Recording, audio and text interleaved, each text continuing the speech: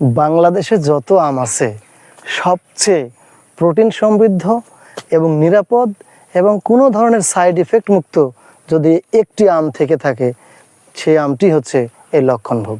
এটাকে ডায়াবেটিক্স আম বলার অন্যতম কারণ হচ্ছে যে এটা ডায়াবেটিক পেশেন্টরা প্রচুর পরিমাণে খাইতে পারে। এটা অনেক নিরাপদ।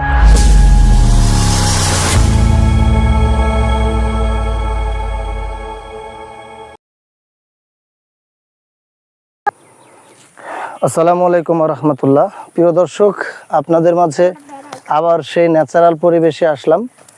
আমি আপনাদেরকে কথা দিচ্ছি এবং কথা রাখার চেষ্টা করছি, সেটা হচ্ছে যে এই ঈদে গ্রামে এসে যা যা করবো আপনাদের সাথে ইনশাল্লাহ শেয়ার করার চেষ্টা করব। যদি অনেক ব্যস্ত থাকি সবসময় এটা হয়ে ওঠে না, আর এই ছুটিতে ইনশাল্লাহ এটা সুযোগ পেয়ে গেছি, যার জন্য এটা করবো ইনশাল্লাহ। তো আমরা আসছি লখনা অর্থাৎ আমের বাগানে আসছি।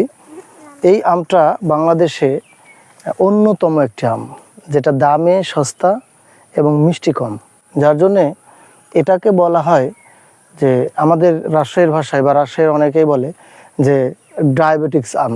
এটাকে ডায়াবেটিক্স আম বলার অন্যতম কারণ হচ্ছে যে এটা ডায়াবেটিক পেশেন্টরা প্রচুর পরিমাণে খাইতে পারে। এটা অনেক নিরাপদ। ডায়াবেটিক যারা রোগী আছে তারা এই আমটা বেশি বেশি করে খাবে, তাদের কোনো ধরনের সাইড ইফেক্ট বা কোনো প্রবলেম হয়নি।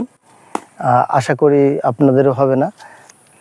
কিন্তু সত্য কথা এবং দারুণ একটি তথ্য আপনাকে আমি দিচ্ছি যে বাংলাদেশে ল্যাংড়া আম বলেন, খেরসাপাত বলেন, রানী প্রসাদ বলেন, আপনার বাড়িফোর বলেন, হাড়িভাঙ্গা বলেন, এরকম অনেক আম আছে যেগুলো রাজশাহী থেকে গেলে অন্যান্য এলাকার লোকজনকে প্রশংসা করতে শুনছি, কিন্তু কেউ এই লক্ষণভোগ আমের প্রশংসা করে না।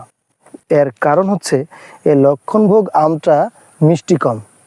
কিন্তু মজার বিষয় কি জানেন, বাংলাদেশে যত আম আছে সবচেয়ে প্রোটিন সমৃদ্ধ এবং নিরাপদ এবং কোনো ধরনের সাইড ইফেক্ট মুক্ত যদি একটি আম থেকে থাকে সেই আমটি হচ্ছে এই লক্ষণভোগ। এই তথ্যটা অনেকেই জানে না, আর না জানার কারণেই অনেকে করে কি জানেন, মিষ্টি আম খুঁজে। এটা যে খুব বেশি কম মিষ্টি তাও কিন্তু না। এটা যখন জেনুইনলি যে টাইমটাতে পাকে সেই টাইমটায় যদি আপনি খান তাহলে এই আমটা এত পরিমাণে সুস্বাদু এবং মিষ্টি। আপনি দেখবেন যে ওই রসগোল্লাও মিষ্টি, সন্দেশও মিষ্টি, আবার আপনার লাড্ডুও মিষ্টি। তো মিষ্টির যত জগৎ আছে সবই মিষ্টি, কিন্তু এক এক মিষ্টির এক এক স্বাদ। ঠিক তেমনি এই লক্ষণভোগের যে স্বাদ, সে স্বাদটা অন্যতম।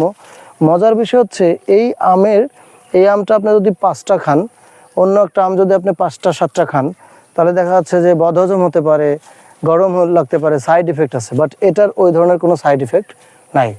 যার জন্য আমি আপনাদেরকে বলবো যে আমার পিতা, আমার আব্বাজান 2006 সালে মারা গেছেন।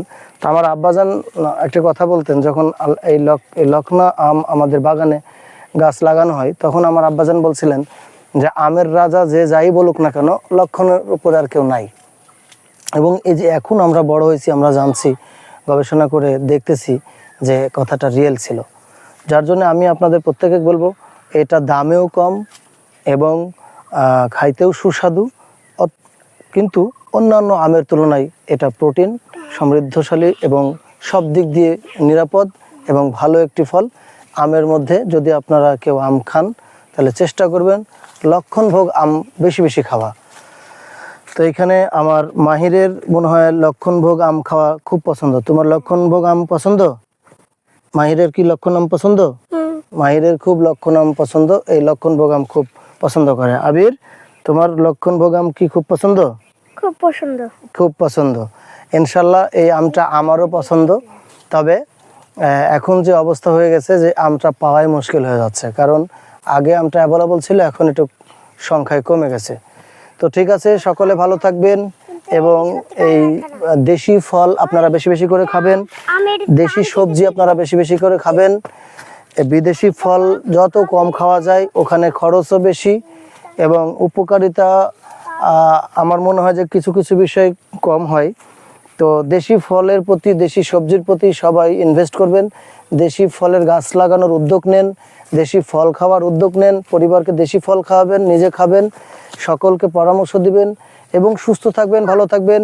সকলের সুস্থতা এবং দীর্ঘায়ু কামনা করে বিদায় নিচ্ছি। আল্লাহ হাফেজ। আসসালামু আলাইকুম ওয়া রাহমাতুল্লাহি ওয়া বারাকাতুহু।